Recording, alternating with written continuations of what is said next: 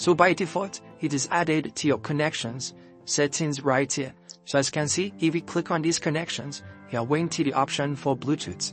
So you can just click on this icon right here to turn it on and turn it off. And if you want to see all your Bluetooth devices, you can just click on anywhere around here. So as you can see, but if you want to add it to your control center like this, let me show you.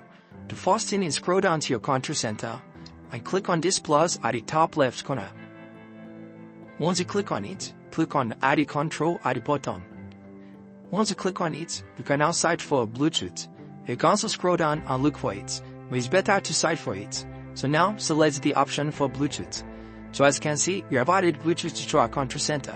You can even make it bigger by dragging this slider. So as you can see, it is now bigger, and you can make it to be medium like this. So, if you found this video helpful, smash the like button and subscribe.